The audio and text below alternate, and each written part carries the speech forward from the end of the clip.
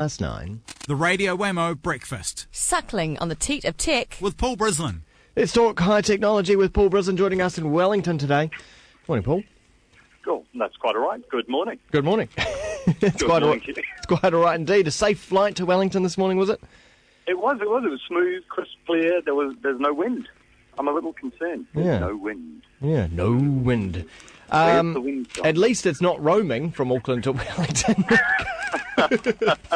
Well, that wouldn't go down too well. We would not be talking just currently if that were the case. I would be hiding under a table.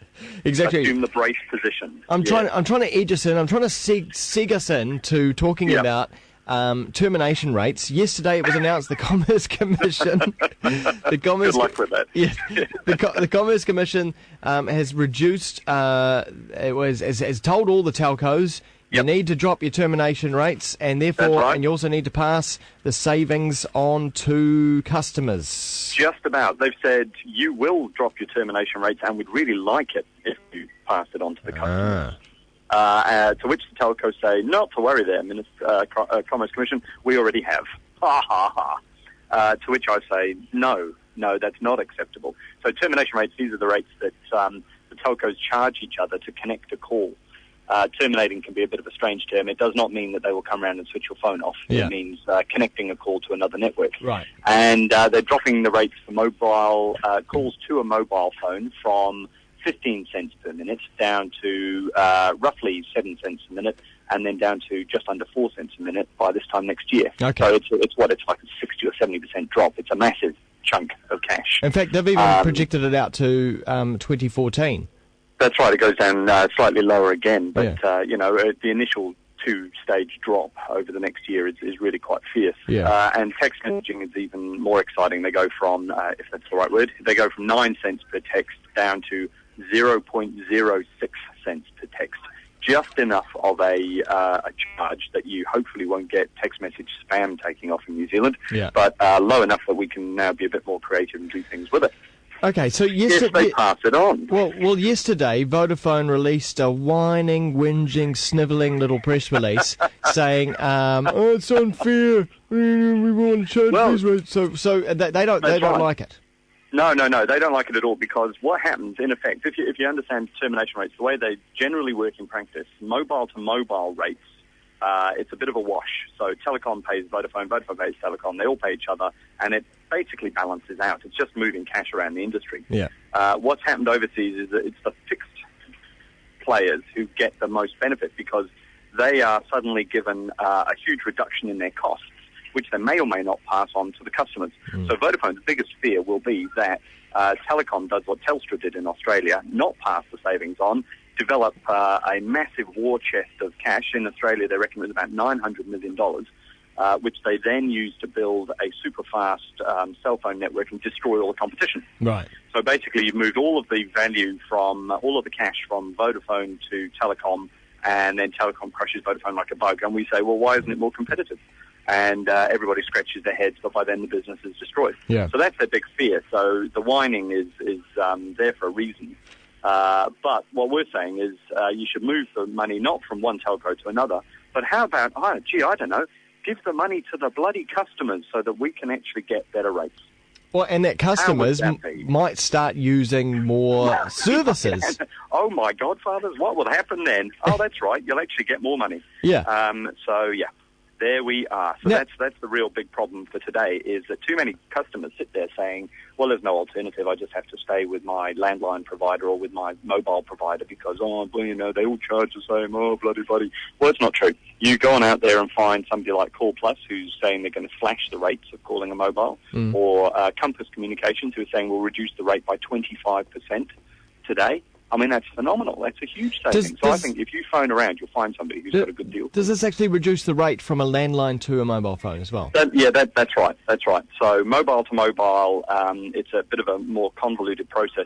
What the Commerce Commission is hoping in the mobile space is that the reduced rates mean more competition, and more competition means fierce price wars, and fierce price wars mean the price comes down. Sure. In the landline, it's a lot more straightforward.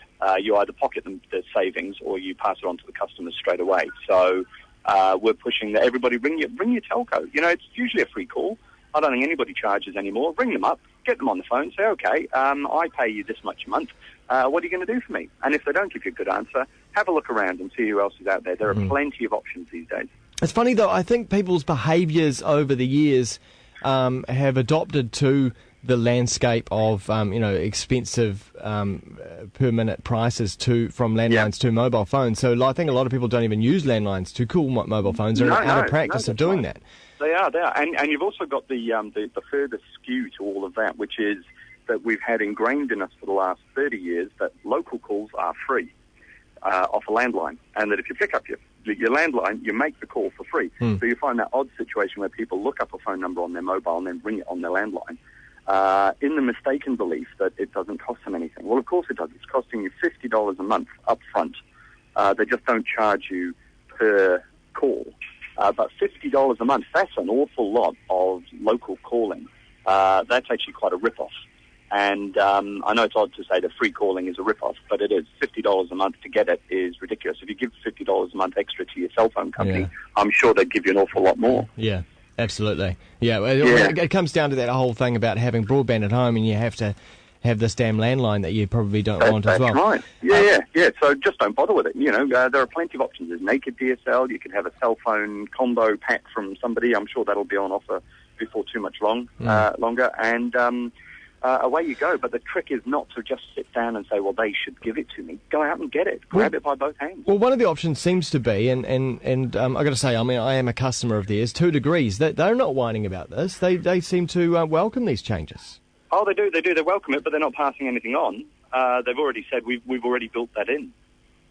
Now, that's lovely, and I'm very happy that 2 Degrees is in the market, and I'm using them to talk to you right now because I pay a flat fee once a month, and all my national calls in New Zealand are unmetered. I don't, no extra charge for that.